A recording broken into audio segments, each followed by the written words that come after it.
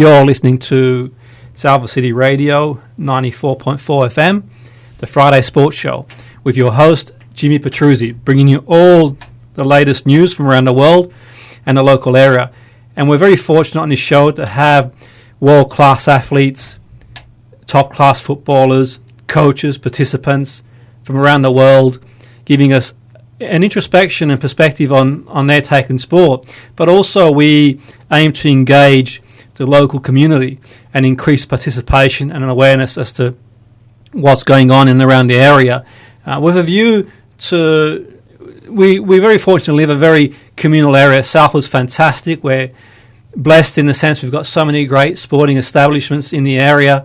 It's fantastic. The Northwest, there's so many options to go and see professional sports, but also to get involved at amateur level, even if it's just basic or general participation or getting involved or going out to watch and support all the local teams. Today we have a special guest who's on the show who's going to give us an insight into, well, she works on two ends of the spectrum. She works at the very elite level, but also she does a lot of work in and around local areas promoting sports and volunteers and getting people involved, and I'm sure she can explain what she does a lot better than me, which is why I'm going to put some questions to her. And do feel free to email us on the Facebook page, the Friday Sports Show, any questions you've got for our guest or for myself, and we'll do the best we can to address them. So Tess Ptonka, welcome to the show. Great to have you on board.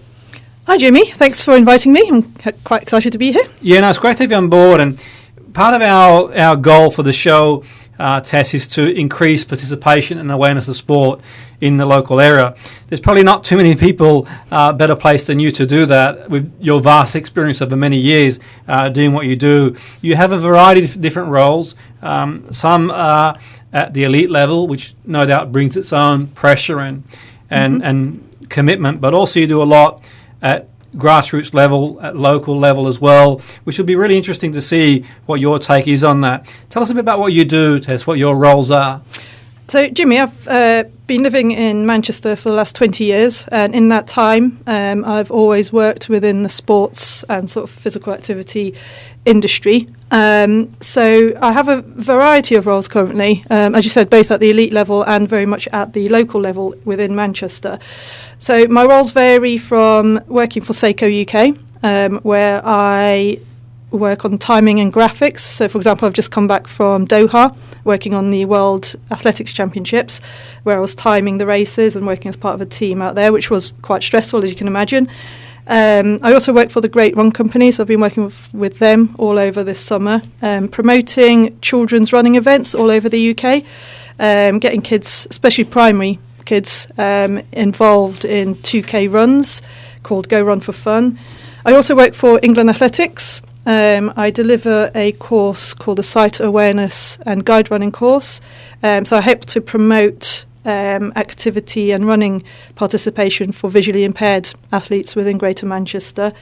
I'm also very involved in the parkrun movement, which is a free 5K and 2K run every Saturday and Sunday throughout the UK and throughout Manchester. So yeah, I've got a very kind of wide and broad experience of sport and physical activity, and I'm kind of really passionate about getting people active, and not just through organised sport like your usual kind of football and rugby clubs, but just bringing that awareness of the importance of getting moving. As you all know, we kind of lead quite sedentary lifestyles nowadays.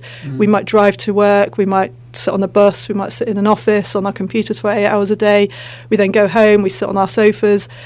And there is a big kind of push from various organisations within Greater Manchester to get us moving more.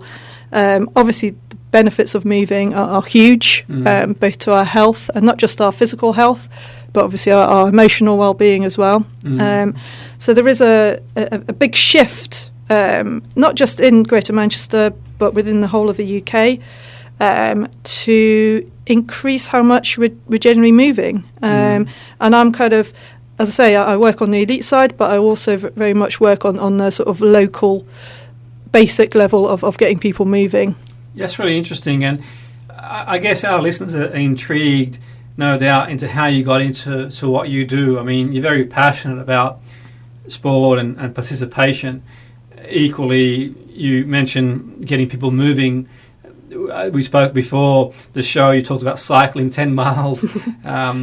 It's probably easy to drive, one sense, but in saying that, once you sort of, got out there and you're cycling and you're on the way, and I'm not suggesting everyone can do that, but equally just providing some activity throughout the day helps to get the endorphins, the chemicals in the brain, that all these things that help our well-being. How did you get involved in what you do? What sort of drove your passion? What motivated you, Tess, to do what you do, or to do the work that you do? So I think I was very fortunate from a very young age. From sort of 11, 12 years old, I started participating in all sorts of different sports. So I was doing, after school, I was doing trampolining, then I was doing gymnastics, then I was doing short tennis, then I was doing athletics and swimming, hockey and netball. And I just really, really enjoyed it. And I think throughout my life, I've just carried that on, as kind of part of my daily ritual. So for me, being active is kind of a habit. And what I'm really fortunate to have done is to use those kind of hobbies, if you like, and transfer them into work and trying to help other people to get active. So for me, it's a very natural kind of thing to be active. But for a lot of people in Greater Manchester, being active is difficult for a variety of reasons. It might be that people just don't know how to be active, or where to find their local clubs or their local organisations. They might suffer from various disabilities. They might just not know where to go. And part of what I do is trying to encourage people to get active. And it could be anything. It doesn't have to be organised sport. Doing some gardening or walking to work or cycling to work. Like you just said, I've cycled 10 miles to get here today from Chorlton in South Manchester. And I looked out the window, it was freezing. I've got a car, I'm not going to lie, I'm not a Greta Thunberg. Yeah. I do have a car. But I thought, do you know what, I'm going to cycle. That will be my exercise for the day. It's free. It's good for the environment, and it's good for my health and emotional well-being. And I've cycled here and I feel awake. Absolutely. So I kind of thought, well, why not? And in Greater Manchester, what's great to see at the moment, it's the increased kind of network of cycling and walking routes. So most of my journey was actually along cycle paths today. Yes, it wasn't kind of on roads, but there were designated cycle paths. It's not where it should be just yet, but it was quite a nice cycle through Salford Quays and all the way to here. And that's what I kind of like to see, that Greater Manchester is getting on board with trying to get more people cycling. I use it very much as a commuting thing, to get from A to B. So, as I said, for me, it's a great way throughout my day to put the exercise in whilst actually going somewhere. So it's not kind of organised. I'm not paying to go somewhere or whatever. Absolutely. I'm actually using the exercise to do something to get from A to B. What I really like about Manchester at the moment, there are lots more cycling kind of routes being put in. There's a lot of work by the Mayor of Manchester and Chris Boardman, who are kind of working on this kind of initiative to put cycling and walking on the map of Manchester, as well as obviously using our cars and public transport. I'm kind of looking at that and kind of using the cycle networks myself very much. No, that's really interesting. And speaking of Chris Boardman, that's a blast from the past. Yeah. Didn't he win a medal? Yeah, for yeah. the first time in however many years. I mean, for me, he was like I wouldn't say the instigator, but he was almost like that sort of turning point for cycling, in the sense that he was very much. He was kind of like the first kind of. What I remember my lifetime, the kind of first Chris Hoy or Chris Froome, that kind of thing, precisely. So it seemed to sort of stem from Chris Boardman, that he kind of then had all these amazing cyclists come through, and our success. He inspired us. And Team GB, you just have to look at their cyclists and. Well, the medal factory, as they call them, precisely. As well. Yeah, so for me, Chris Boardman is one of those kind of first Brits, really, that I kind of remember from cycling, and it's amazing having him on board in Greater Manchester doing this work with the Mayor of Manchester, Andy Burnham, to try and promote this kind of cycle network. And, I can see things are happening. Yeah, it takes time. It's not going to happen overnight. But, the cycle network on Oxford Road, for example, having that segregated from the millions of buses that keep going up and down. I used to cycle that route all the time, and, it was suicidal on some days. But now that route is kind of segregated from the buses and cars. Yes. And it's actually a lot kind of nicer to cycle, because you still got to look out for pedestrians. That's a big thing. Yeah. Pedestrians are everywhere, but having that sort of segregation between motorised vehicles and cyclists, I think it's just going to help people that are not quite sure how to cycle or a bit nervous about cycling. It just gives that little bit of security. That's a great point. And the thing is, really, I think that from that point of view, it's I suppose it's people are going to be afraid of cycling, and sometimes from a driving point of view, it's not always easy to pick cyclists up, and people know how to drive it. People probably listening to the show at the moment who are drivers will probably sort of think about the Sunday afternoon cyclists who definitely clog up the roads and so on and so forth. But I think that certainly as a driver, it's really important to be really aware, but also, like you mentioned, I think having those sort of bike lanes are really important. I mean, what I do now when I go into Manchester generally is get the train in, and the reason being it's just easier. Unless I've got somewhere else to go and I've got to park, whatever. And the reason being is that it's really good to have people be able to sort of cycle in and around the city and that sort of stuff. It promotes well-being, and also less congestion on the roads where possible. And like you said, you get the knock-on effect of feeling better about oneself, if that's possible. Obviously, not everyone can cycle. But in terms of yourself, where did your sort of passion for cycling come in, Tess? How did you become... I think for me... your listeners are going to hate this, but I'm originally from London, they're London, and I used to cycle around London just because it was just so congested. This was before the congestion charge, so I used to just jump on my bike and I could get from A to B much quicker. And obviously living in London is so expensive that for me it was just a cheap and fast alternative to public transport and driving. So I started cycling around London, and I think if you know how to cycle around London, you can cycle around anywhere, to be honest. Absolutely. But even when I go on holiday now, I won't hesitate to hire bikes and go around cities on bikes just to see more in a shorter space of time. So I kind of grew up with cycling, I suppose, within cities. But I'm just finding it easier and easier now. London's got a great cycling network, or it's becoming better. And Manchester's also going that way, and I think it's positive. What was quite a strange thing was with the Mo bikes.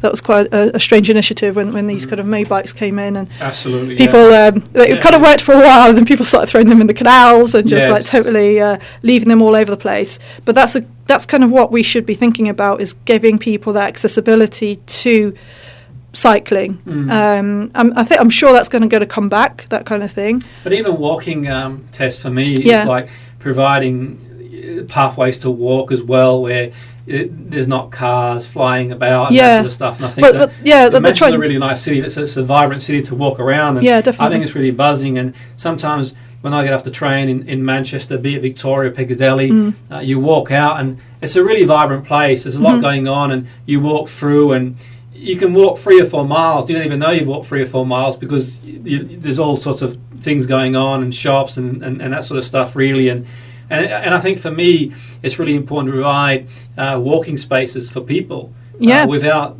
cars flying everywhere. So I think it's useful to have the option. But equally, I can fully appreciate that people do need their cars, and for various reasons. Some people, obviously, it could be disability, it could be just practicality. I think it's really important we do cater for drivers too. But equally, I think that the balance for me, in my opinion, is getting there at the moment. I mean, don't get me. I have I have a car as well, But for me, it's having that balance of using the car and using public transport and using bikes. So I will use my car if I have to. If I have to go 40 miles somewhere, yes, I will use my car. But if it's a local journey, even 10 miles, I'll jump on the bike because it's just as quick and cheaper and everything else I've mentioned. So I think it's about having that balance. I'm totally not against cars. As I say, I've got one and I use it, but I just try not to use it every day. You know, when there's alternatives, especially living in Greater Manchester, there are alternatives. The alternatives are getting better. I'm not saying they are fantastic or world class just yet, but we are going in the right direction.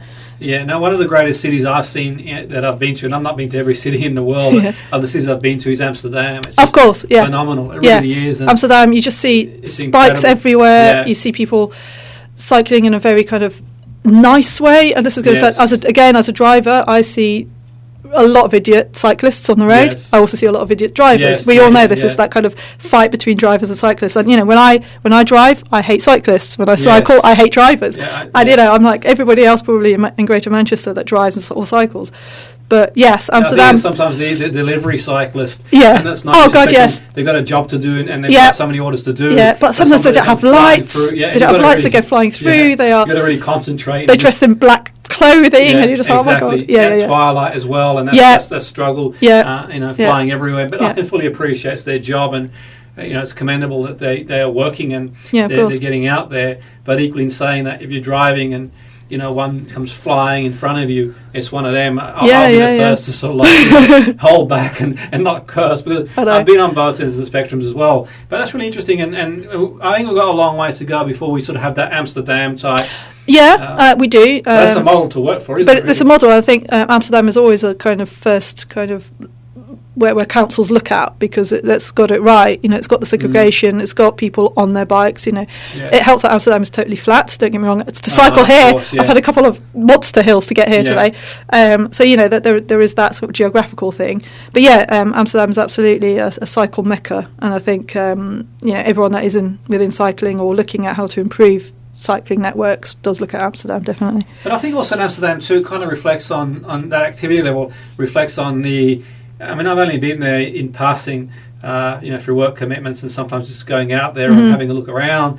But for me, you do feel it in the atmosphere. But also, I think one thing to sort of take on board, if we look at the statistics in obesity, the Dutch, at least the last time I looked, amongst the lowest. And, you know, we look at the likes of America and Australia, New Zealand, the UK, they sort of top the tables. And I think that, for me, it's sort of that sort of sedentary fast food lifestyle, not suggesting that they don't on the continent or Amsterdam, but equally I think it goes a long way towards... I think that's kind of where various organisations within Greater Manchester are now kind of working towards getting us moving. So one of the sort of best organisations, just for your readers to be aware of, is called Greater Sport. And Greater Sport is what's called an active partnership within Greater Manchester. And they're focusing on, they've got a target to get 2 million people in Greater Manchester physically active by 2021. Currently there are 2.8 million people in Manchester, so you know it's a good sort of target to work towards. And when they say moving, 2 million people moving as their target, it doesn't mean you have to go and run marathons or join your local football or rugby team. It literally means going for a walk 30 minutes a day, or even less than that, but just doing some form of activity. So currently they've just had a survey done, and I think they are kind of sitting on 1.91 million people in Greater Manchester currently moving, which is a great number of people moving. Whether or not they're moving enough, or whether it's that the people that are moving is a general spread of the population, that's kind of something that we're not totally sure of. So, you know, sometimes it depends kind of where you live, whether you're male or female, how old you are, and there's all these kind of different statistics on who's actually moving and who maybe isn't moving as much.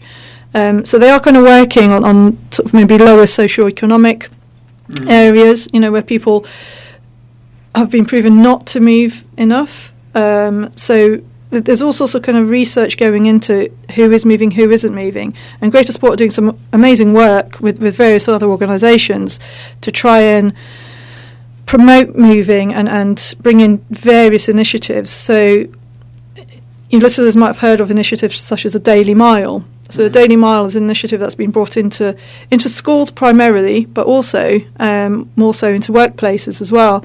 The idea being that children go to school and every day they'll do a mile. It might be walking, it might be jogging, it might be running, whatever they want to do, but every day they'll do a mile.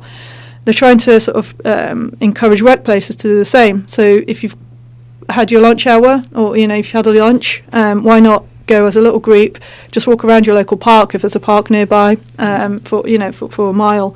So things like the Daily Mile. There's also an initiative called That Counts, and they're trying to sort of say that every bit of movement counts. So whether you walk to work, whether you do some gardening, whether you play with the kids in the park, whatever you're doing, that counts towards movement and towards getting you physically active. So, these kind of little initiatives that are being brought in are really, really important just to change our sedentary habits, really. Behaviour change is difficult, don't get me wrong. But there are these kind of initiatives that are kind of making us get out there and do stuff and taking us away from this kind of sedentary lifestyle that we've got used to. So, it's really good to see that there are these kind of things going on, definitely. Absolutely. And one thing that I've got in mind there, Tess, is like, for example, now I don't really know a great deal about the initiative, but I'd like to speak to you more about that. Yeah. Is sort of quantifying movement, and no doubt it's not easy to measure that from a research perspective, but equally in saying that, one thing that I sort of comes to mind is, for example, I might park on the fourth floor of a car park, but equally, rather than take the lift, go up the stairs and down the stairs and so on and so forth. And I think that's accumulatively throughout the day. Now, I'm one of them sort of people, I don't have it on me now, but I'm one of them sort of watches that tells you how much time. I don't know how reliable they are, but equally in saying that, it gives a bit of an indication of how much you've sort of covered. And it's quite surprising sometimes, just by saying, I'm going to go for a walk here rather than drive, I'm going to take the stairs rather than take the lift, and so on and so forth, just how much more distance you cover. Is that the sort of thing that they're looking to do to sort of prompt people to say, okay? Absolutely. Using technology is a massive area for sport and physical activity at the moment. So, I'm sat here, I'm wearing my wearable technology I've got, which means basically a watch, which measures my step count, my calories I've burnt, how far I've walked, how many stairs I've gone up and down, how many floors. And more people are kind of using these little gadgets, shall we say, to kind of monitor their daily movement patterns.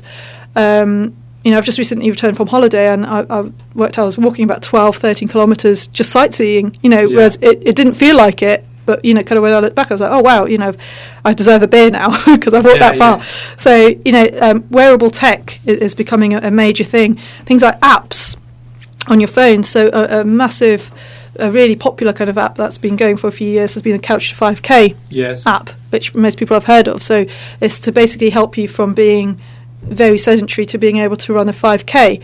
And if you don't want to join a running club or an athletics club or anything, you can just download this app onto your phone. NHS has got a really good one, and off you go. And there's a lady on the phone on the app that encourages you to do the 5K within 8 to 10 weeks. And a lot of people have been using that, just as their own kind of personal goal. So and it's free. Again, you don't have to think about spending money on gyms or, anything organised. You can just literally download this app and off you go. So, yes, the kind of technology within sport is becoming very important. Yeah, I think it is. The only thing I would say, Tess, I'd like to hear your opinion on this, and the listeners do feel free to drop us an email or message on Facebook. There's sort of a point where it can become obsessive and addictive. Absolutely. And I sort of now have learned to take... my...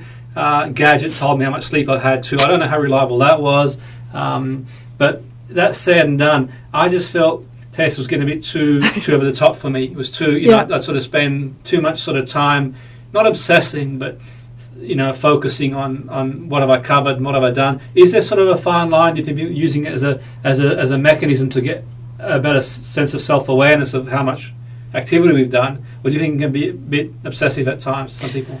It can be obsessive, definitely. I mean, I know people that will look at their watch constantly and measure their sleep patterns, like you said, and the number of floors they've gone and the number of steps they've done every day and things. So definitely there is a fine line. It's like a fine line with with anything really at the moment. Phone usage, how much time you spend on social media and all that, is very difficult. It's kind of addictive in some ways. So yes, there are kind of issues with that as well. I must admit, I have a watch, but I never plug it in.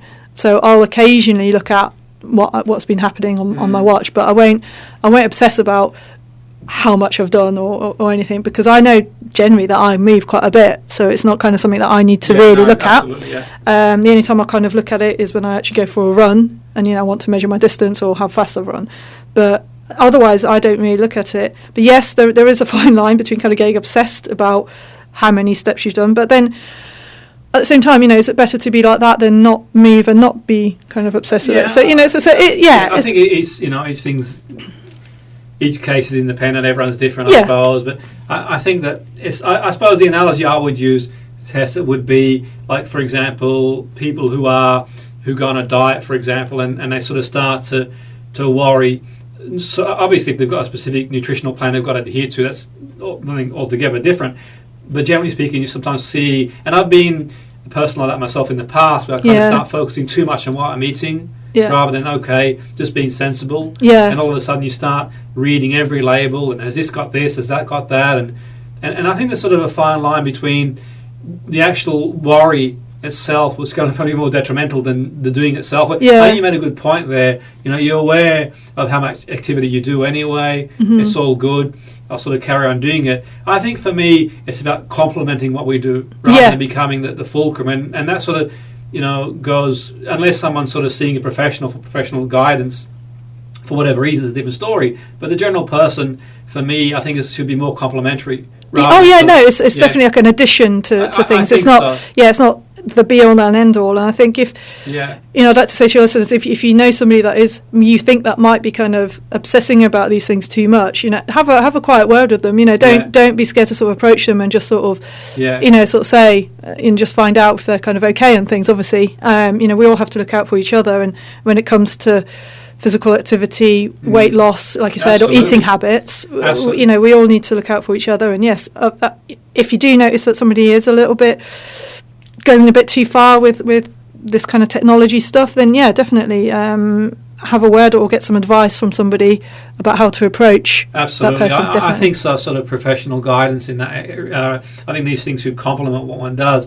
But equally, in saying that, you mentioned in jest about going for a cycle. I can have. I don't want to pick up on it. It's nothing, but I can have a beer now type thing, and I fully appreciate that. The other thing I would say, now this is one of the things I sort of think, is that I think people underestimate. This is my opinion. I'm not a nutritionist, by the way. I think people underestimate just how much calorie consumption food is in weight reduction, and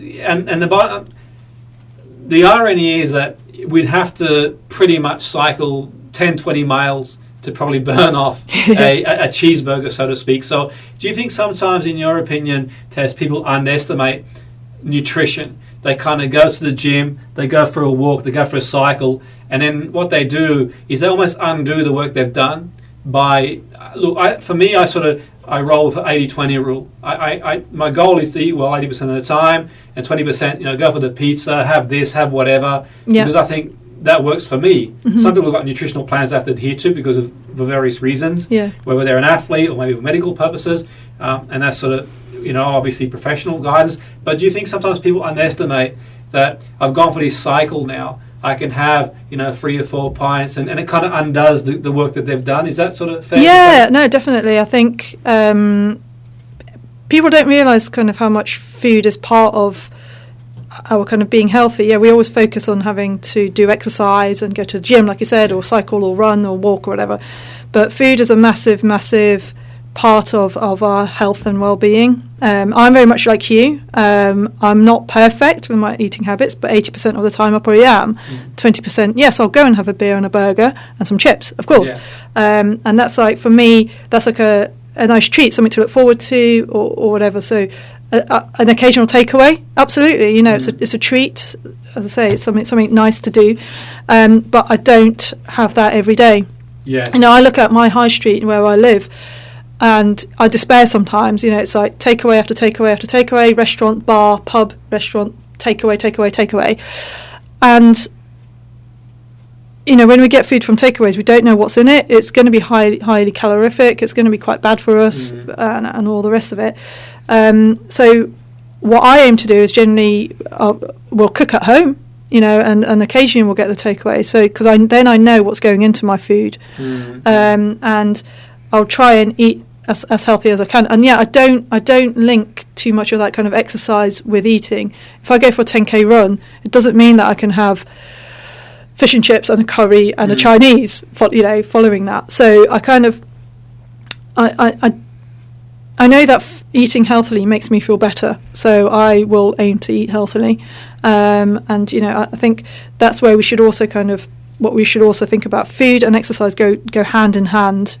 And we've got to be quite careful of what we eat. We also have to be aware that if we do suddenly start exercising a lot, or upping our exercise, we need to fuel our bodies correctly. So we do need to eat carbohydrates. And there was a fad, I think it's still going probably, and the kind of don't eat any carbs and just eat protein. And for me, that's just not really right. We're meant to eat carbs, potatoes, rice. What I mean by carbs are potatoes, rice, bread.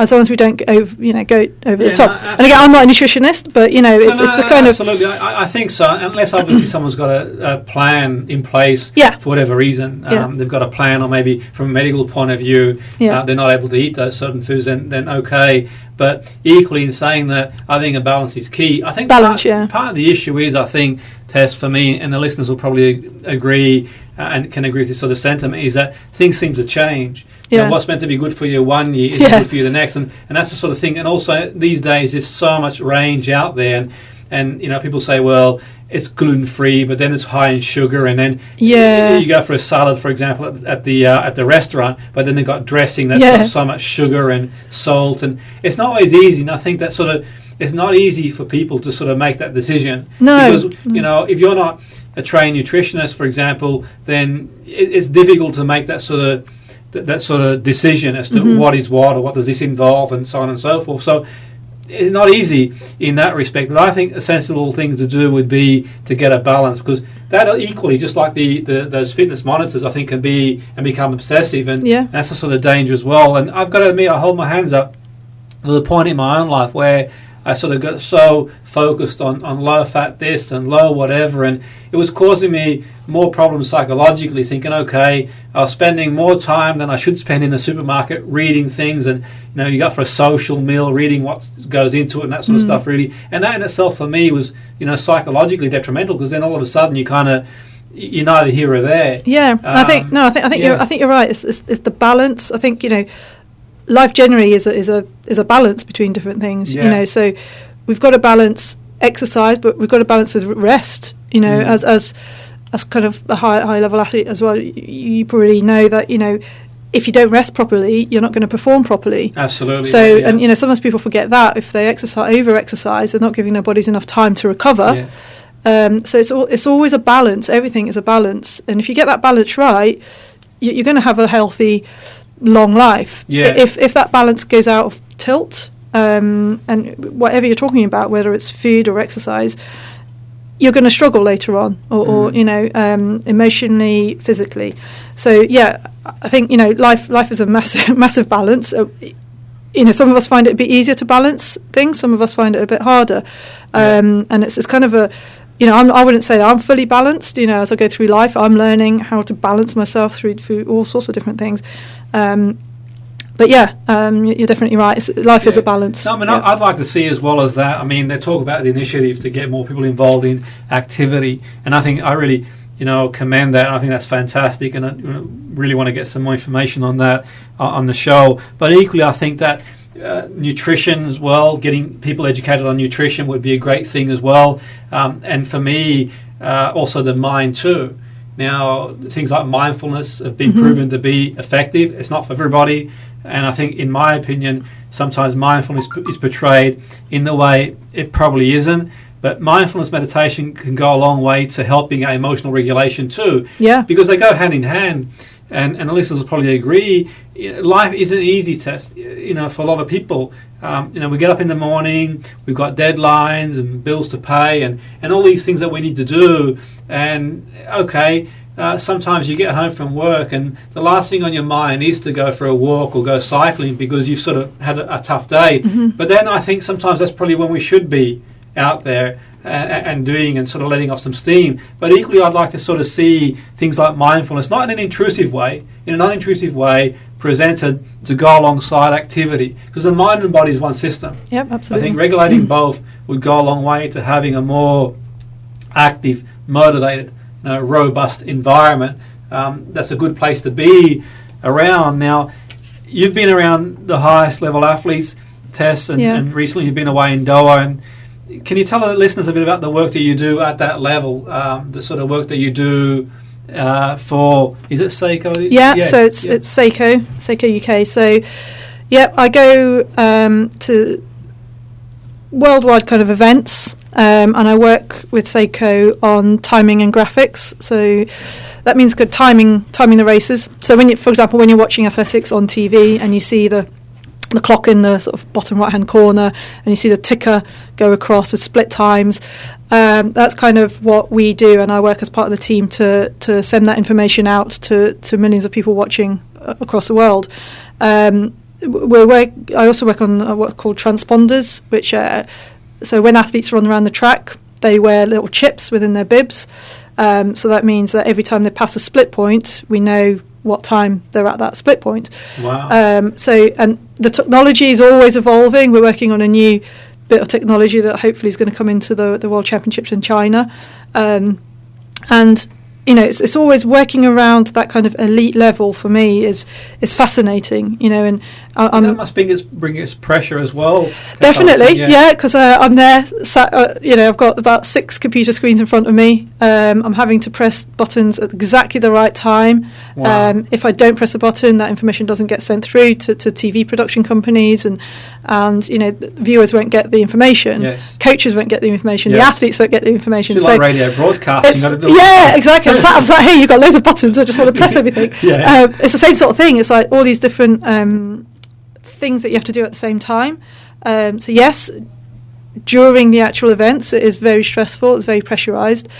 And for me, the way I kind of deal with that stress is even when I'm working on those events all over the world, before that event or after that event, after working on that event, I'll go for a run or I'll go for a walk to clear my head, to get myself ready for that bit of work that I've got to do, because I've just been timing the marathon in Doha.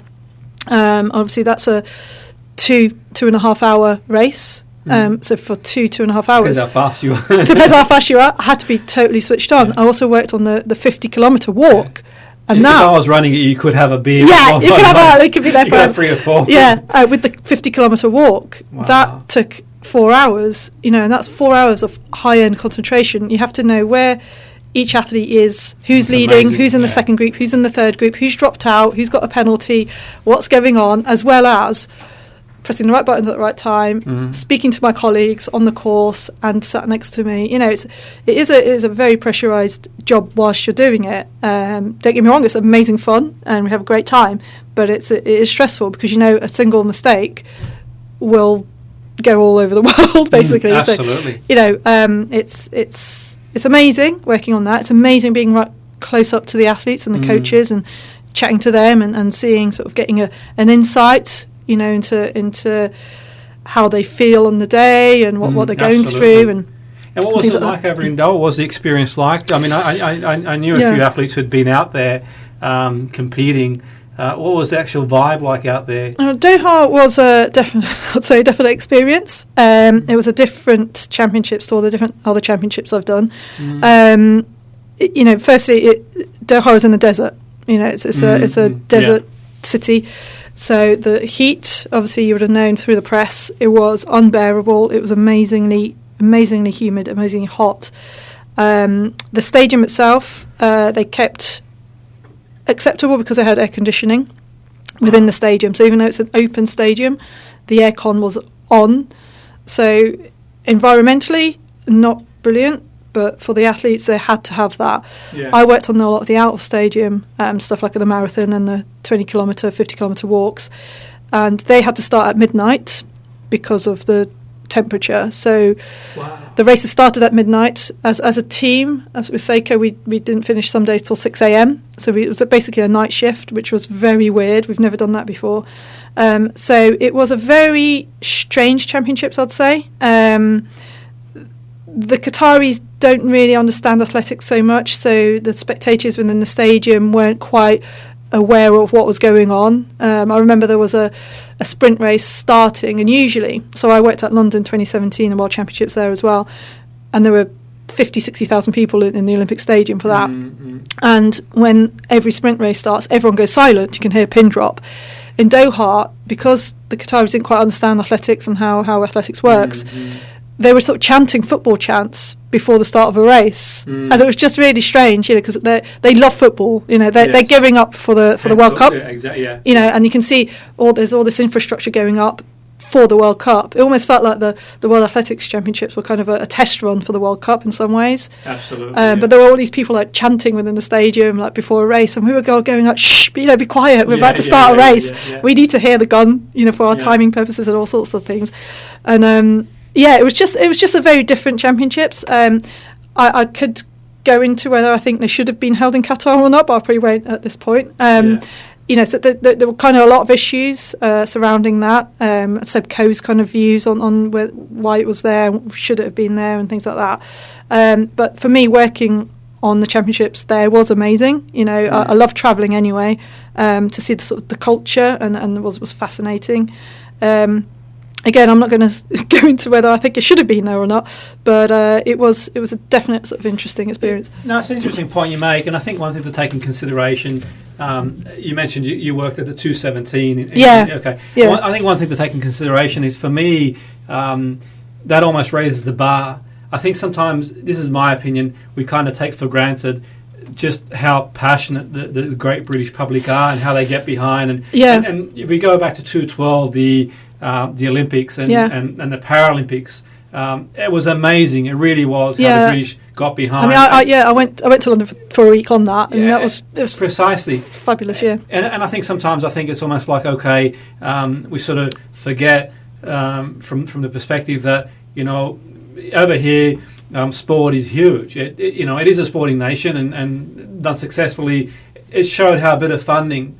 I say a bit of funding, obviously, not undermining what was given, but the funding did help to put sport back on the map in this country. Yeah. In the sense that we saw in 208 how things started to change, but 212 and 216 to be above and beyond some of the superpowers, traditional superpowers in sport, to finish second and give America a good run for their money. And you could equally say at the home Olympics, I think for me, had they included more sports that this country excels in, they would have pushed even higher up the table. But being diplomatic, particularly in cycling, I believe they didn't do that. But anyway, it's another story for another day. But the point being, do you think that's the case where the sporting public in this country really, really gets behind, when it sort of comes down to it? Is that or is that's just my sort of perception? Yeah, I mean, we are a sporting nation, there's no doubt about it. We've got a great range of sports that we know a lot about. Going to somewhere like Doha, where it was fairly obvious that they didn't really understand athletics, was really interesting.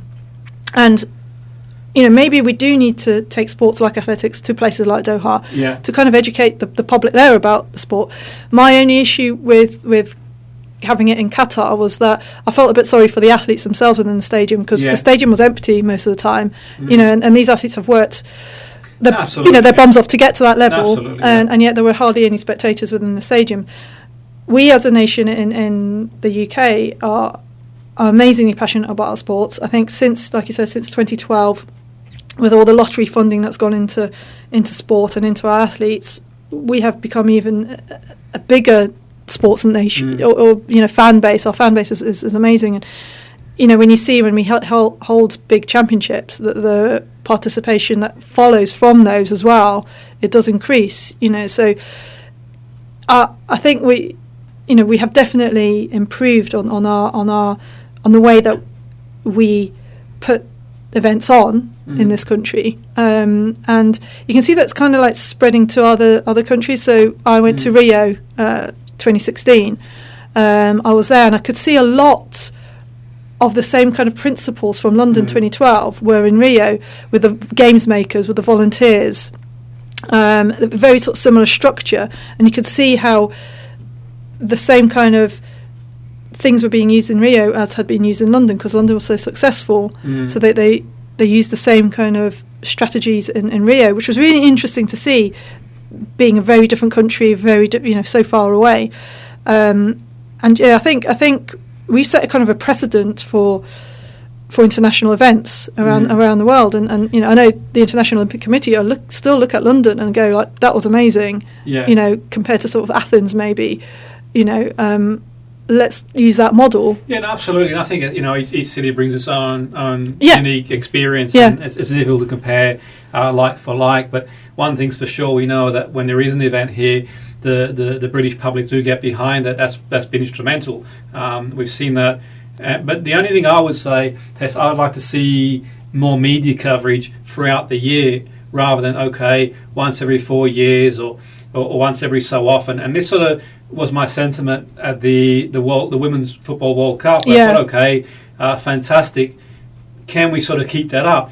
There was a game recently, and it was a full house. It was fantastic for the women's team. But equally, that's got to keep going now. That, in my opinion, I think it's really important that the media, and that's one of the things that we aim to do on this show, is to keep that momentum going, and getting people like yourself on the show is really important to sort of keep us up to speed with what's going on in the world, increase participation at local level as well, and awareness is a huge thing too. But equally, you mentioned there the stuff that you do with UK athletics. I think it's really important. One area I think that's really important that we sort of carry on and keep giving coverage to is the para athletes, and I think they had a tremendous 2012 was great. The coverage was great. It was phenomenal. That sort of kept going.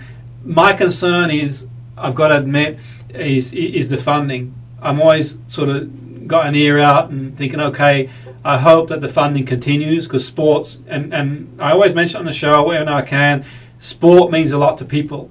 It brings people together, irrespective of many issues that we may face, and funding's really key. In terms of yourself, can you tell us a bit what you do? You mentioned briefly your role of UK Athletics. Can you give us more of an insight into that? So a few years ago, it's probably around 2015, I was working for England Athletics, and I got into their site awareness and guide running programme. So what that means is it was looking to increase opportunities for people with visual impairments to get into sport. Because as you can imagine, if you've got visual impairment, i.e. you can't see very well or almost blind, it's very, very isolating, very difficult to get out there. You can't just go for a run. You need to go for a run with someone. So what I started to do, kind of off my own back after working with England Athletics, I started to try and coordinate a group of kind of guide runners to have within Manchester that could help visually impaired people to go out for walks and runs. So what I do currently, I deliver a course for England Athletics called the Site Awareness and Guide Running course, with the aim to educate normal runners, normal walkers into how to guide visually impaired people and help them into running. I'm a run director at Parkrun, which is it's an organisation that provides free running events every Saturday and Sunday for adults and children. So I work with Parkrun. I'm run director at Alexandra Park, Moss Side Parkrun every Sunday. And what I've been trying to do, and I guide a lady every Saturday at Stretford Parkrun, who wouldn't be able to do the parkrun herself. And I've been trying to, as I say, to get a bank of guide runners together to help visually impaired people, especially to do parkruns, really.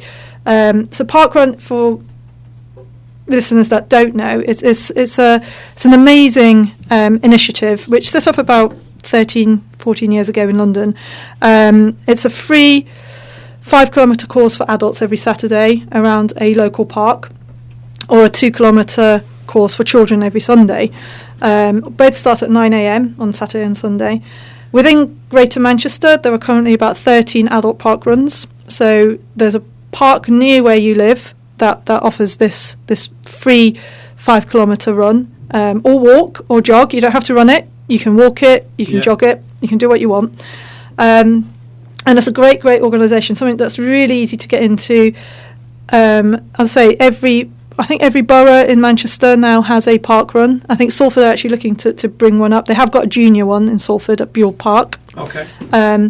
But yeah, parkrun is something that if you're thinking about getting out there into your local park, either for a walk, a jog, or a run, Google parkrun and have a look. Have a look at what's in your local area. As I say, it's totally free. You can either participate as a walker, runner, jogger, or you can volunteer. We're always looking for volunteers to help the parkrun movement keep going, and it's an amazing community.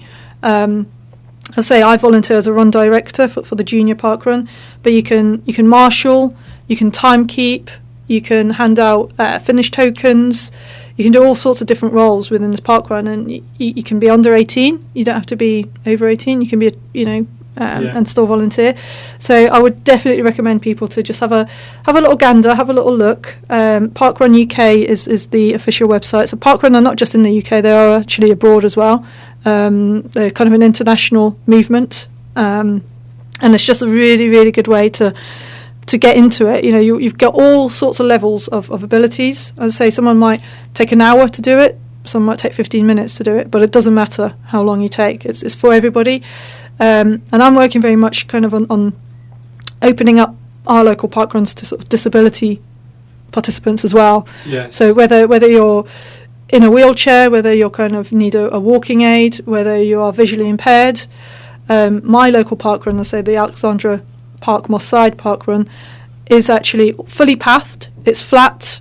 It's very accessible to everybody. So I would definitely encourage people to have a look. Or get in touch with myself. I can sort of put you on the right tracks if you like. And yeah, it's a movement that I'm really proud of being involved in. And it's so positive, and the community that runs it and participates in it is so much fun. And everyone, it just helps everyone out. It's brilliant. Yeah, that's really a great point you made there, Tess. And I think that a lot of, I think, the community, a lot of people struggle to get out and meet people and become friends and build a network of people. And we know how important social, as human beings, we're social creatures. We sort of have a mechanism to bond and socialise. And when I say socialise, not necessarily going out partying and that sort of stuff, just generally even going for a walk, like you mentioned.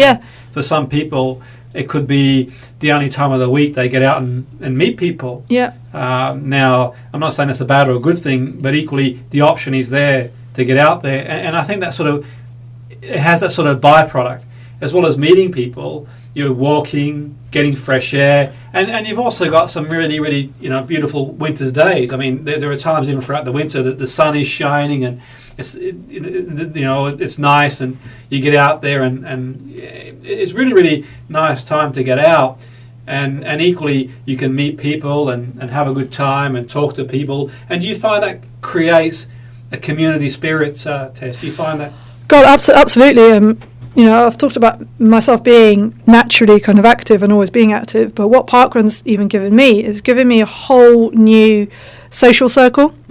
It's given me the opportunity to do something on a Saturday or Sunday morning at 9 a.m. Yes. I've been used to kind of before parkrun, I might go out on the Friday night, go clubbing, go drinking, and then be like, oh my God, the next day, totally wasted Saturday because I'd be just totally hungover.